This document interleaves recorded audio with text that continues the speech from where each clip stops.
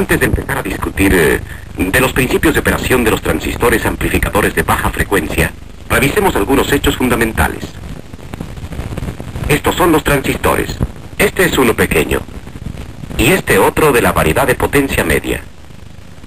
También tenemos un modelo grande de la variedad de potencia media.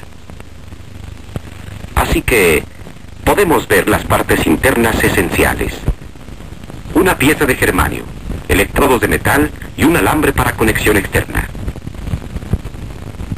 Este transistor usa germanio, otros usan silicio. En el futuro quizás se usen otros semiconductores. La característica esencial de cualquier semiconductor es la forma en que conduce la electricidad.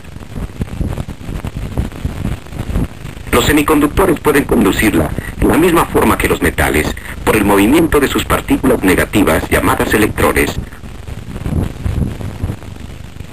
o por el movimiento de las partículas positivas llamadas hoyos. Los hoyos se comportan como los electrones, excepto que estos son atraídos hacia la polaridad negativa. Pueden existir tan solo en el interior de una sólida pieza de semiconductor. Sin embargo, puesto que rápidamente cambian cargas con los electrones que encuentran, no interrumpen el flujo de la corriente. Los semiconductores normalmente contienen tantos hoyos como electrones. Cuando los electrones superan en número a los hoyos, los llamamos material tipo N.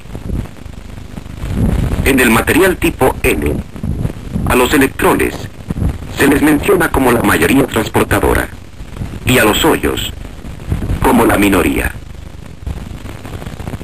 Cuando la mayoría de las partículas de carga movible son hoyos, llamamos al material tipo P.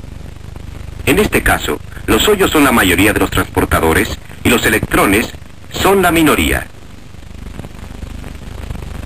Cuando una pieza de semiconductor contiene a la vez material del tipo N y tipo P que se reúnen en una unión, tenemos un rectificador. Si usted conecta el voltaje en un sentido, la corriente fluye.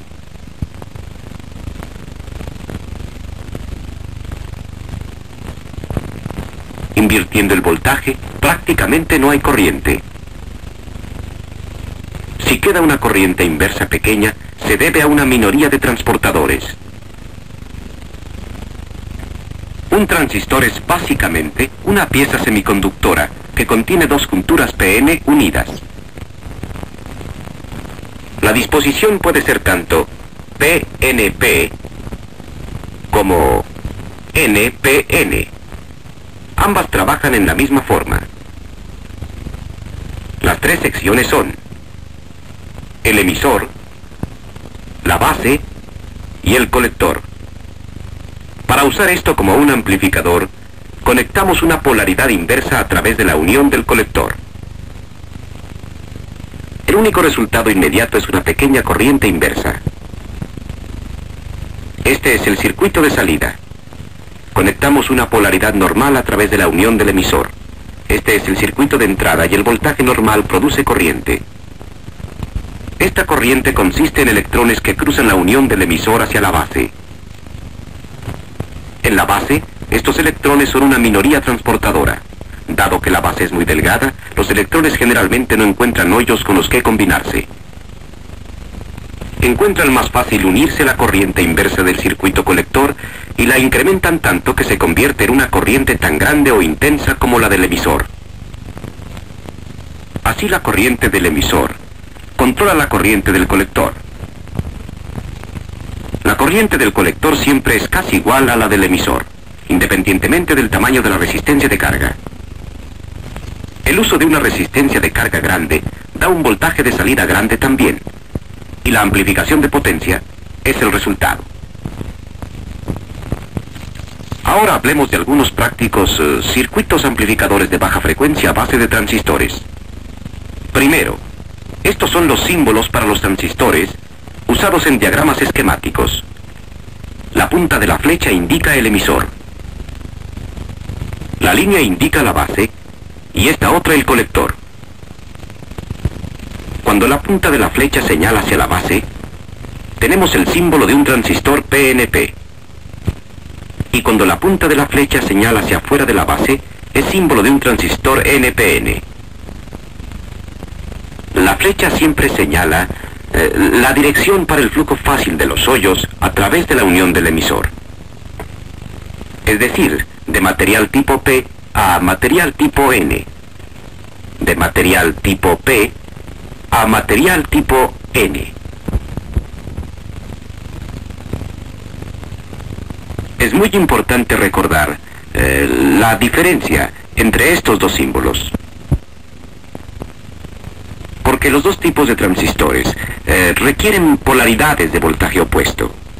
Y si por error se coloca mala polaridad en un transistor, puede fácilmente arruinarse.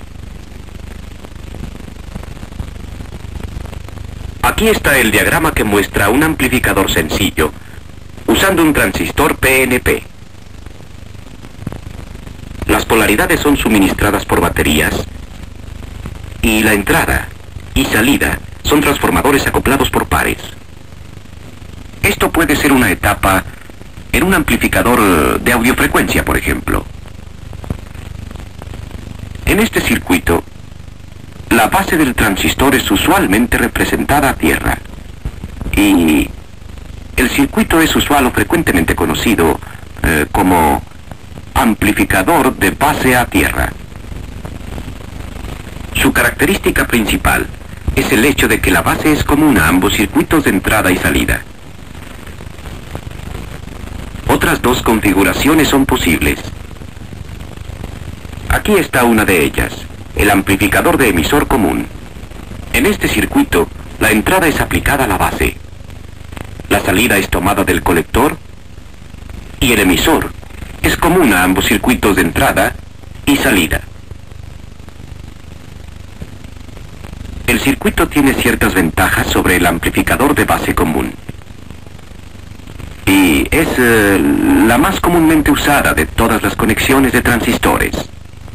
Después veremos por qué es esto. Finalmente, el amplificador de colector común. Su entrada es aplicada a la base. Y su salida se obtiene del emisor. Y el colector es común a ambas, entrada y salida. Este circuito es usado principalmente para fines de aislamiento. No perderemos más tiempo discutiendo el circuito de colector común, dado que un perfecto conocimiento puede adquirirse estudiando las otras dos configuraciones. Aquí está de nuevo el circuito amplificador de base común. Cuando no hay entrada de corriente alterna, la polaridad normal del emisor origina una corriente a través del colector de polaridad inversa. Solamente una pequeña fracción de la corriente del emisor fluye en la terminal de la base común. El resto se convierte en la corriente del colector. Dado que hay algo menos corriente en la salida que en la entrada, es obvio que no tenemos ganancia de corriente.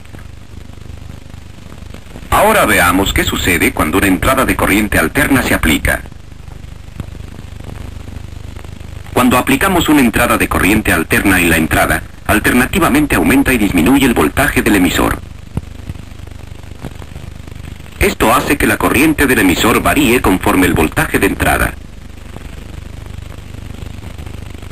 Y como resultado, la corriente del colector varía también.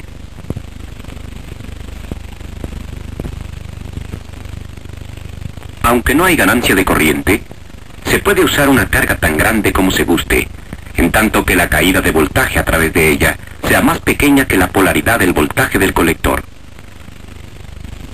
Con una carga grande, se puede producir un voltaje de corriente alterna de salida muchas veces mayor que el voltaje de entrada. De este modo hay ganancia de voltaje, y por consiguiente la correspondiente ganancia de potencia. Es característico de este circuito que la salida esté en fase con la entrada. Es decir, la salida es positiva cuando la entrada es positiva.